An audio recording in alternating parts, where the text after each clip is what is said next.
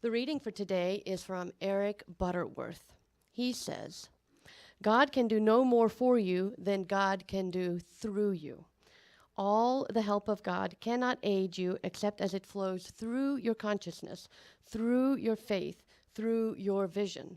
So, before you attempt to raise money, the first step should be to raise your consciousness, to know the place on which you are standing is holy ground. It is important to recall that it is not really for lack of abundance that you are experiencing want, but for the lack of the awareness of the ever-present reality of divine substance and the faith to shape it into manifestation.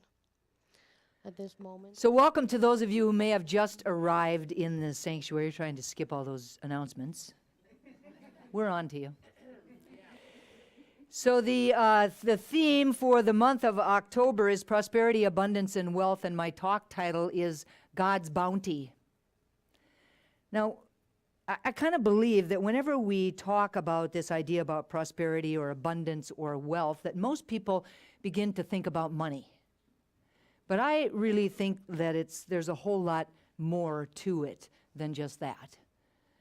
Now, the supreme knower of everything, dictionary.com,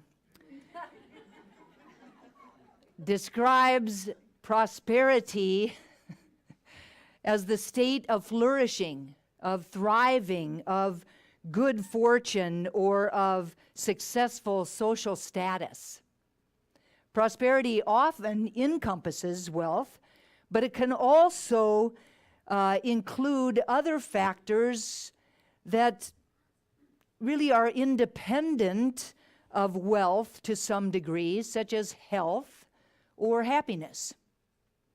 I love Edwene Gaines's description of prosperity that she has in her book, The Four Spiritual Laws of Prosperity. She says, prosperity is a vitally alive physical body to provide a comfortable worldly home for the spiritual being that we are, relationships that are satisfying, nurturing, honest, and work all of the time, work that we love so much it's not work, it's play, and all of the money that we could possibly spend. Amen. Right? Right? I'm telling you. I told you that I loved it, and I knew you would too. That's why I thought I'd pass it on. Edwene Gaines. Does any of you know Edwene Gaines? Well, yeah, not personally, but if you've ever seen her or seen her TED Talk or anything like that, she is a force. She's a force to reckon with, and we're going to talk about her the last Sunday of the month, this book in particular. Anyway, back to dictionary.com. Abundance is a noun which means an overflowing fullness or ample supply.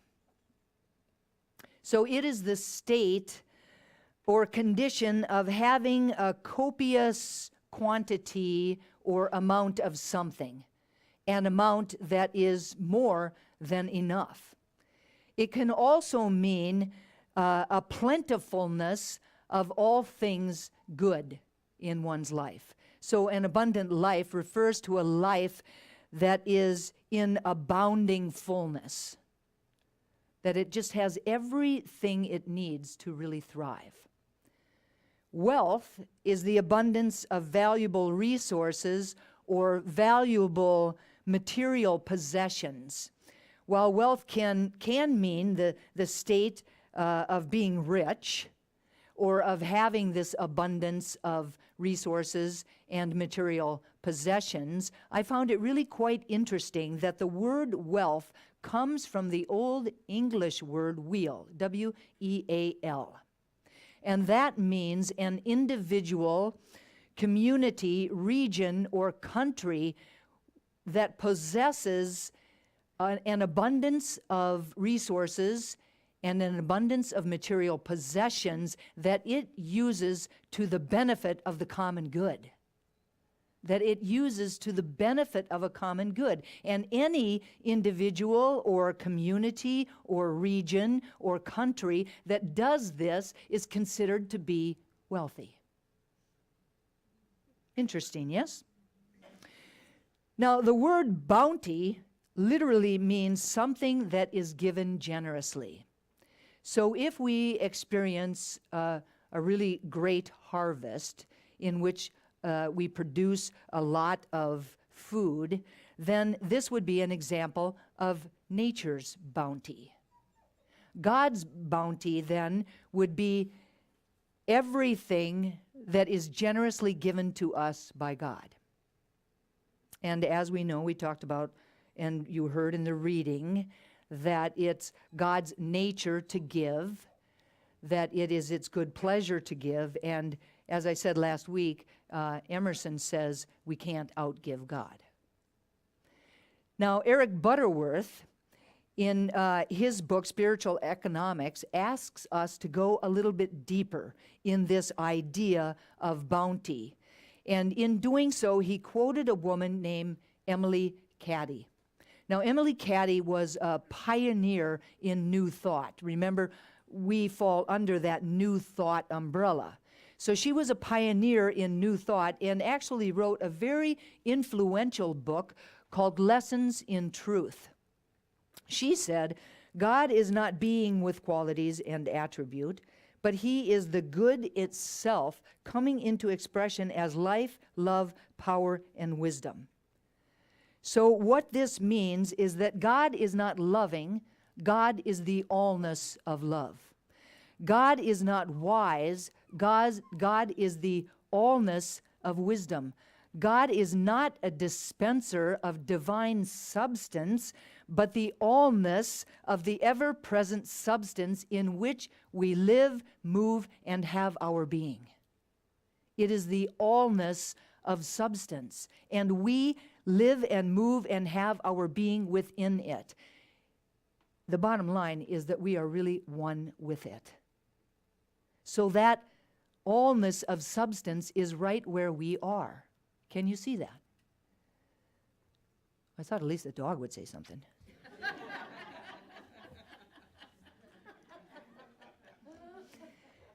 When I think of the words prosperity, abundance, and wealth, I think about the word affluence. Now, affluence is normally used in the context of houses or money or cars or any other material thing in general. However, the literal meaning of affluence means to flow forth or freely flowing, to flow forth. So the flow of life is the very nature of God. And in that same way, affluence or the free flow of substance is our natural state. It is who we really are. It is an abundant flow. This idea of affluence is an abundant flow that only flows through us when we are centered in that universal flow of life. So to really experience this affluence, this abundance, this prosperity, this wealth in our lives, we have to be really centered in that universal flow of life. Now, I had really an amazing experience last week of really being able to feel that, to experience it really at a really deep level. I had the opportunity to be able to spend some time in the mountains in North Carolina. And it was the first time that I had ever really spent that kind of time there. I've been back and forth to Asheville, but never with really being out in the mountains and driving on that beautiful Blue Ridge Parkway and doing all those kinds of things. And so I had really an opportunity to really experience it for the first time, and I was amazed. I was just simply amazed. Everywhere I looked, there was an abundance of beauty.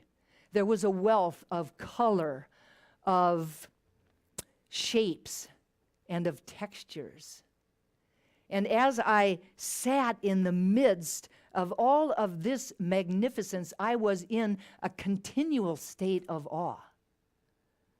I really experienced the presence of the divine and knew in my heart that I was one with it, that I was part of that flow of life.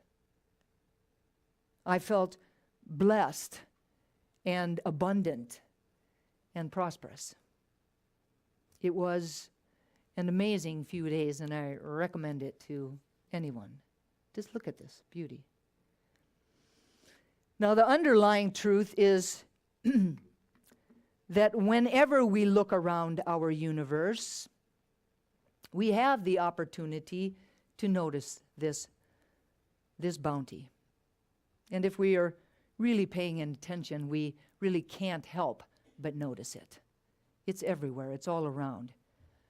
But the issue, however, is that if we don't focus our attention on it, we will not recognize it.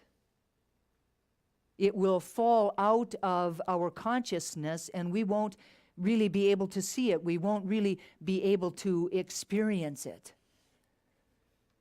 But the truth is that this prosperity, this abundance, this wealth is always there. It's always there. And it's always all around us. And the only thing that prevents us from really being able to see it or to experience it is our own consciousness.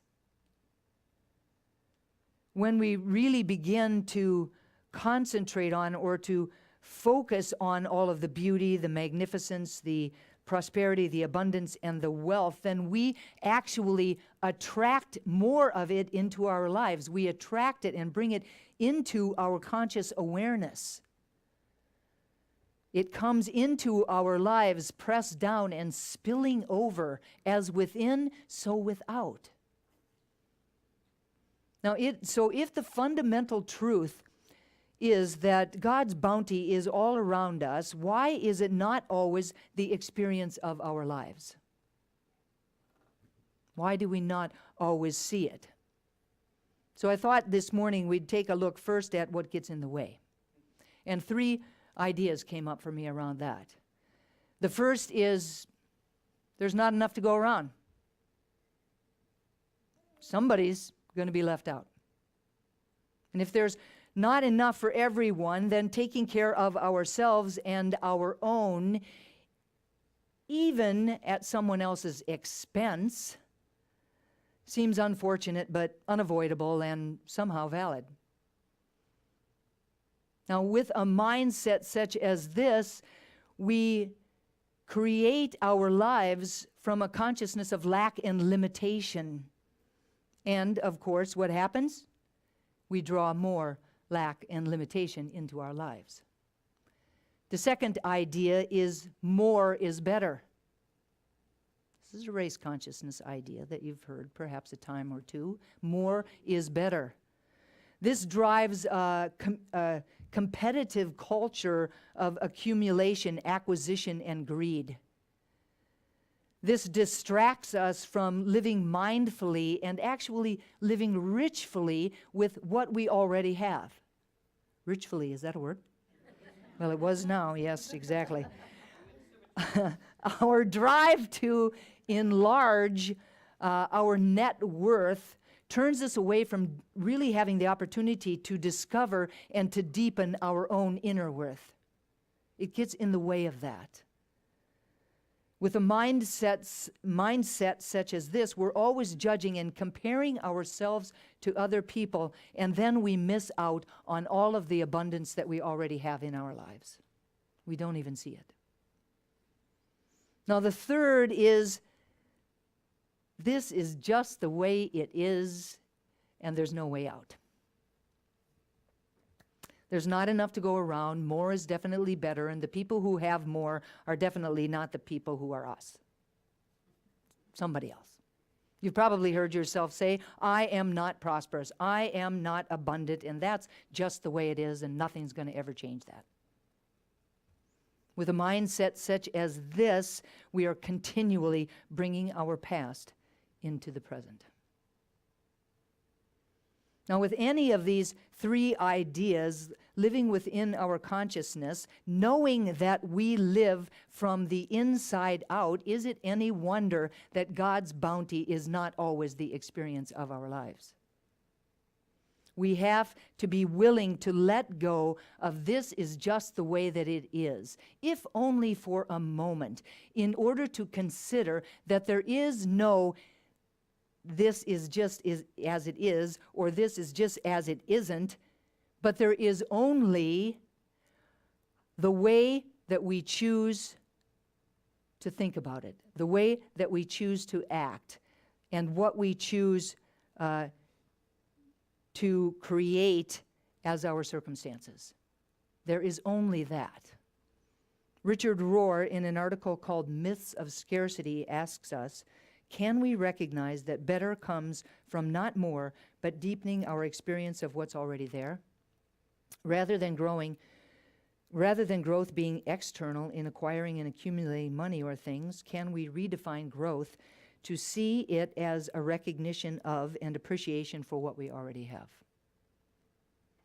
Now, we truly live our lives from the inside out. Nothing happens except through consciousness.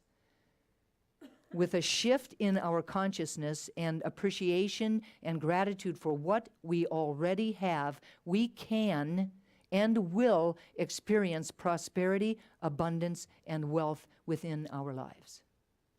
It is the truth. We can and we will.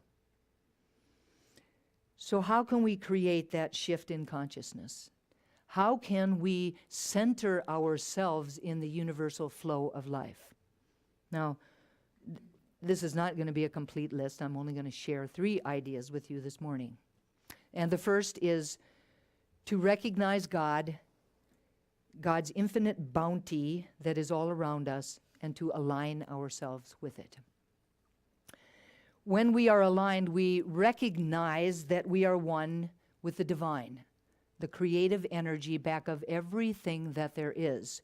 We recognize that we are one with the intelligence of the universe, a universe that is always for us and never against us, a universe that is always working on our behalf, creating opportunities and resources that are simply amazing, beyond our imagination.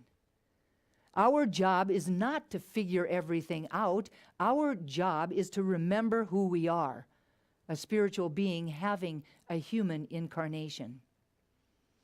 When we are aligned, we know beyond a shadow of a doubt who and whose we are. We have faith in the inner workings of our own consciousness and of our spiritual nature. We trust that the spiritual laws always work the same way for everyone all of the time, with absolutely no exceptions. We know that we are more than these bodies, more than our circumstances, more and more than our bank accounts. We see beyond this world of form to the spiritual truth of our lives. When we are aligned, we know that we have dominion over our thoughts, feelings, and beliefs. We know that we do not have to buy into any race consciousness idea, especially those that are about lack and limitation. We know that we do not have to continue to hold on to these ideas of there's not enough to go around, more is better, or this is just the way that it is. We know that we can create within ourselves a consciousness of prosperity. When we are aligned, we are firmly grounded in spiritual law, the law of cause and effect, or the law of attraction, whatever it is that you want to call it. We know that we do not attract to ourselves that which we want, or even that which we might deserve. We attract to ourselves that which we expect, that which we believe in, have faith in, and expect to be the experience of our lives. We know that when we focus on what is missing from our lives, we attract from a consciousness of lack and limitation, and what shows up is very different from what would have shown up if we would have been attracting from a consciousness of prosperity. Yes?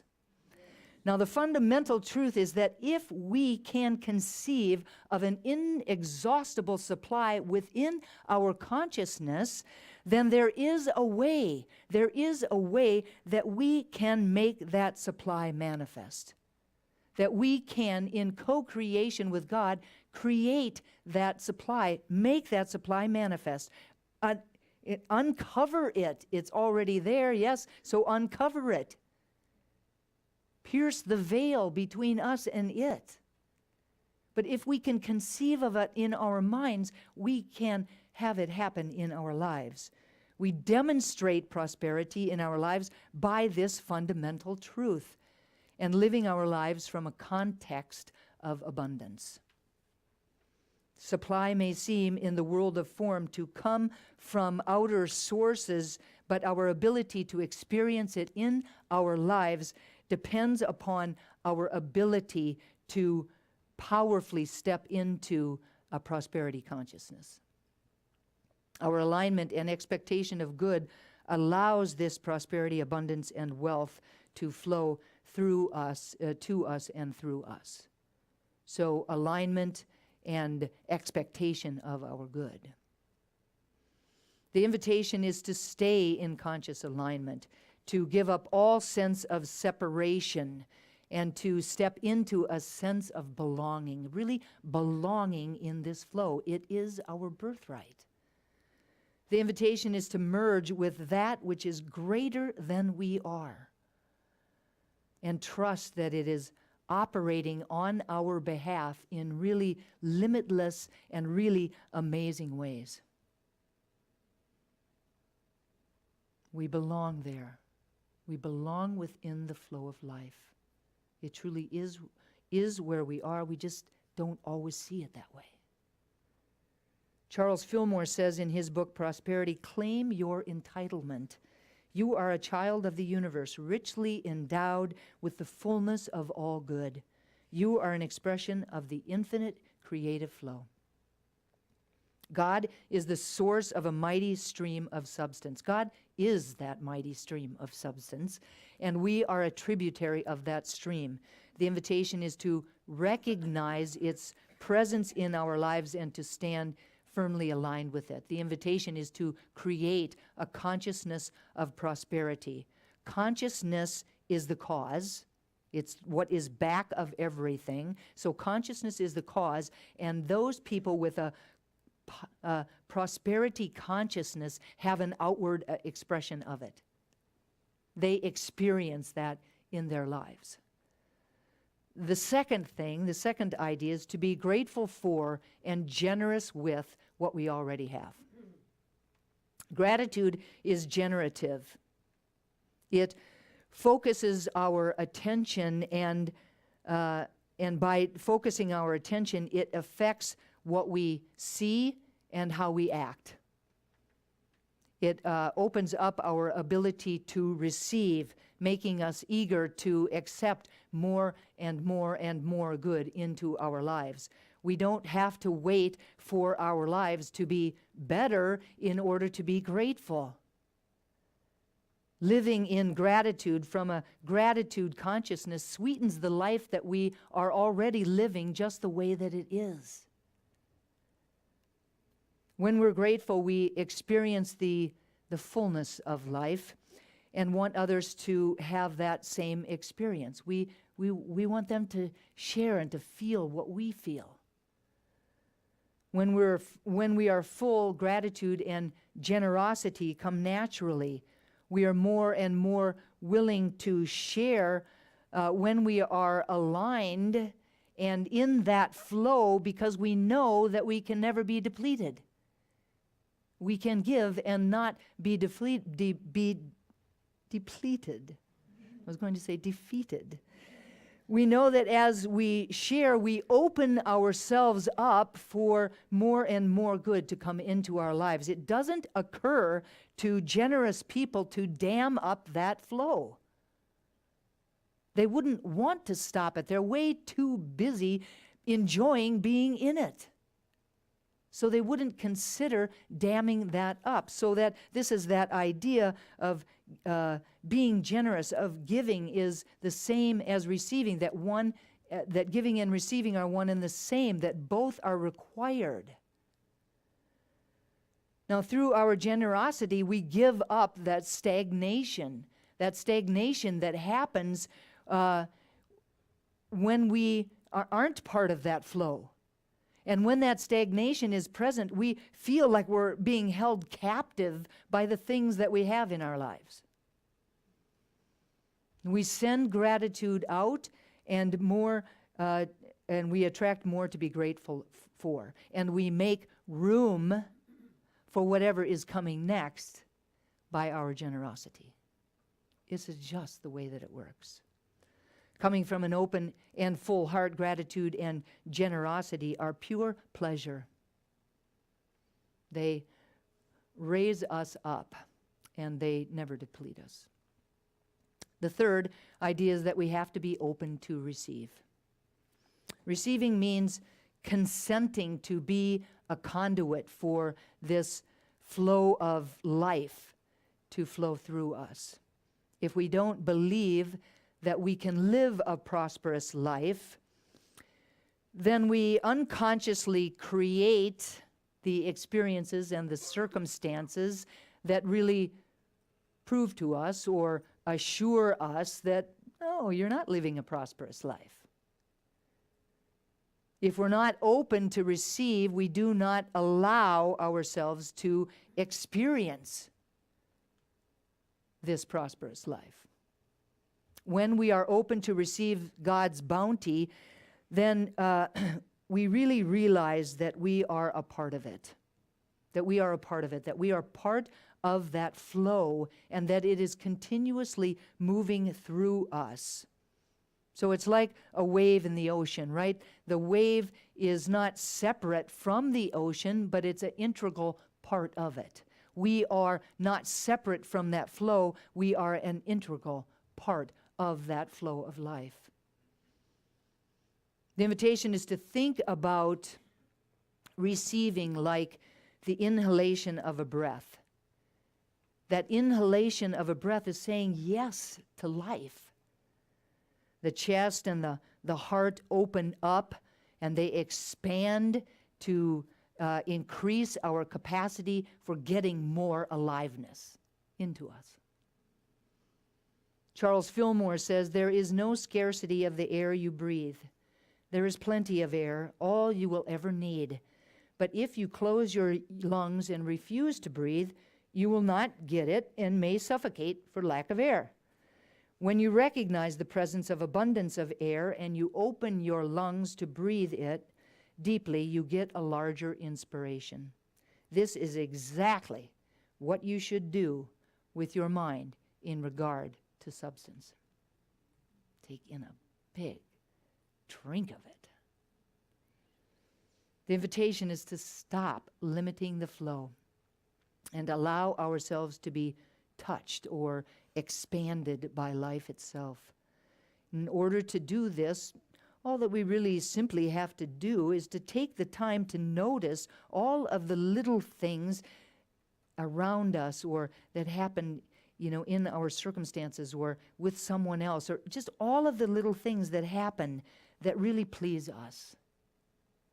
And to be grateful for them, to appreciate them intentionally, to take the time to do that. Our degree of prosperity is not about what we have in our life. It's not about what we've accumulated or what we've gotten. It's about how we are with what we already have, what we think about, what we already have. Our attitudes, mental concepts, beliefs, and outlook are really quite literally the connecting link with God's rich substance. It's our connecting link, but it's also our access to it. The underlying truth is that God can only do for you what God can do through you. So the invitation is to stay open and be willing to receive. Please repeat after me. God's bounty is all around me. Its bounty is all around me. I commit to recognizing it, aligning with it, being grateful for it, generously sharing it, and allowing it to flow through and as me. And so it is. Please turn within.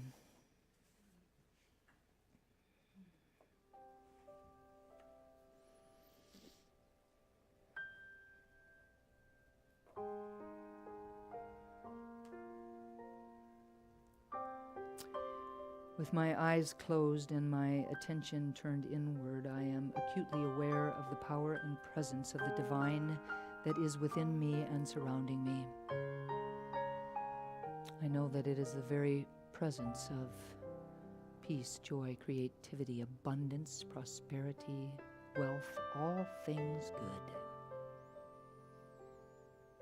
I know that I am one with it, that it is that which breathes me, that which created me, that which sustains me, loves me, guides me, guards me, and supports me. And just as I know that this is true for me, I know that it is true for each and every person here this morning, that each of us is a unique expression of it and ambassador of the divine's presence on the planet. And it is from that place of deep and abiding connection, through that golden thread of God's stuff that weaves itself throughout all of life, that I speak this word of prayer for each of us individually and collectively today. Truly knowing that we are spiritual beings having a human incarnation, that we have within us everything that we need to live the life that we would love to be living. That there is a way that we can get into alignment with and to stay in alignment with that power and presence that is greater than we are. I claim ease and grace for us around letting go of anything that is in resistance to our being in alignment with the divine. This idea of there's not enough to go around, or more is better, or this is just the way that it is, fall to the wayside when we remember the truth of who and whose we are. And from that place, we create our lives from a prosperity consciousness. I claim that ideas or past beliefs around lack and limitation have absolutely no power in our lives, that they have no power that is any greater than the power and presence of God. I claim and know for us